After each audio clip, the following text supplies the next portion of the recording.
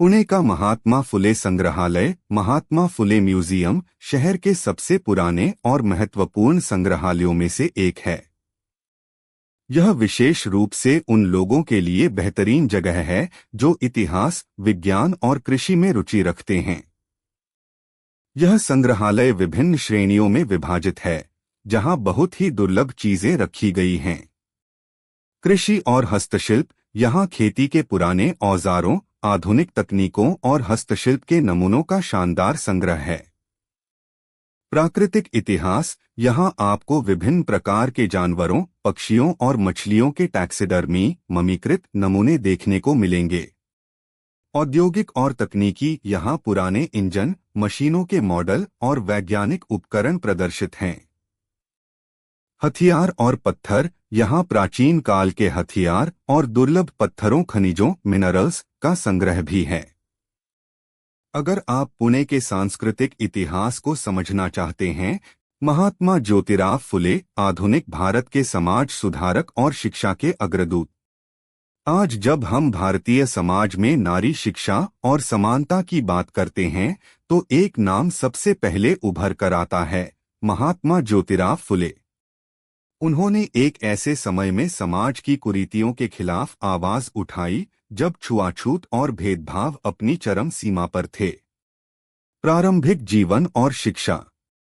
ज्योतिराव फुले का जन्म 11 अप्रैल 1827 को महाराष्ट्र के पुणे में हुआ था। उनका परिवार फूलमालाएं बनाने का काम करता था, जिसके कारण उन्हें फुले के नाम से जाना जाने लगा। बचपन से ही वे बहुत मेधावी थे, लेकिन सामाजिक बाधाओं के कारण उनकी पढ़ाई में कई अड़चनें आईं। हालांकि उन्होंने अपनी शिक्षा पूरी की और थॉमस पेन की किताब राइट्स ऑफ मैन से काफी प्रभावित हुए, जिसने उन्हें समानता का पाठ पढ़ाया। शिक्षा के क्षेत्र में क्रांति। महात्मा फुले का मानना था कि शिक्षा ही वह एकमात्र हथियार है जिससे दलितों और महिलाओं की स्थिति सुधारी जा सकती है। प्रथम महिला विद्यालय उन्होंने 1848 में पुणे में लड़कियों के लिए भारत का पहला स्कूल खोला। सावित्रीबाई फुले का साथ उन्होंने अपनी पत्नी सावित्रीबाई फुले को खुद शिक्षित किया और उन्हें देश की पहली महिला शिक्षिका बनाया। समाज के भारी विरोध के बावजूद इस दंपत्ति ने शिक्षा की लौ जलाए रखी। सत्यशोधक समाज की स्थापना। 24 सितंबर 1873 को ज्योतिराव फुले ने सत्यशोधक समाज, सत्य की खोज करने वाला समाज की स्थापना की। इसका मुख्य उद्देश्य शोषित वर्गों और दलितों को मानवाधिकार दिलाना और उन्हें धार्मिक व मानसिक गुलामी से मुक्त करना था।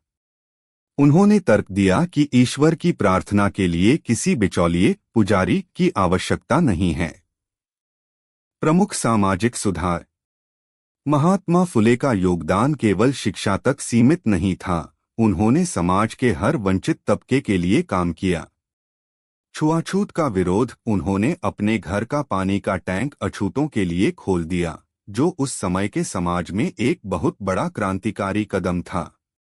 विधवा विवाह का समर्थन, उन्होंने विधवाओं के मुंडन की प्रथा के खिलाफ आंदोलन किया और विधवा पुनर्विवाह का पुरजोर समर्थन किया। किसानों के मसीहा, उन्होंने किसानों को साहूकारों और जमींदारों के शोषण से बचाने के लिए निरंतर प्रयास किए। महात्मा की उपाधि। उनके निस्वार्थ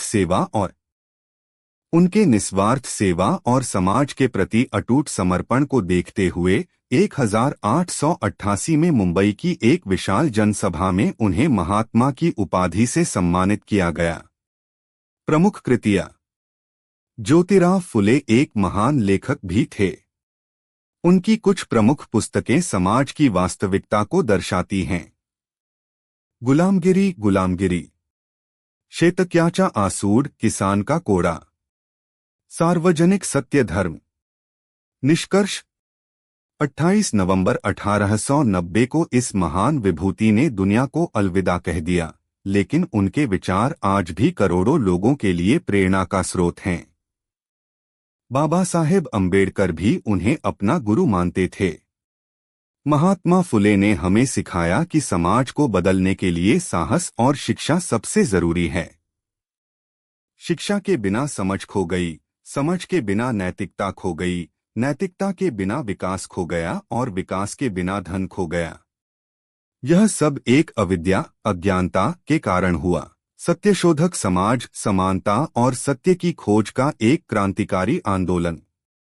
भारतीय समाज के इतिहास में 19वीं सदी पुनर्जागरण का काल मानी जाती है।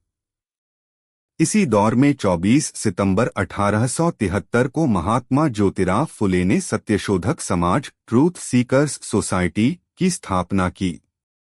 यह केवल एक संस्था नहीं बल्कि जातिवाद, अंधविश्वास और मानसिक गुलामी के विरुद्ध एक शक्तिशाली वैचारिक आंदोलन था। स्थापना का मुख्य उद्देश्य। सत्यशोधक समाज की स्थापना के पीछे ज्योतिराव फुले का दृष्टिकोण अत्यंत स्पष्ट था। इसके मुख्य उद्देश्य निम्नलिखित थे। मानसिक गुलामी से मुक्ति, समाज के शोषित वर्गों, दलितों और पिछड़ों को धार्मिक ग्रंथों के नाम पर फैलाए गए भ्रम और पुरोहितों के वर्चस्व से मुक्त करना। समानता का अधिकार, जाति, वर्ण और लिंग के आधार पर होने वाले भेदभाव को समाप्त कर मानवीय समानता की स्थापना करना। शिक्षा का प्रसार, दबे कुचले वर्गों और महिलाओं तक शिक्षा पहुंचाना ताकि वे अपने अधिकारों को समझ सकें।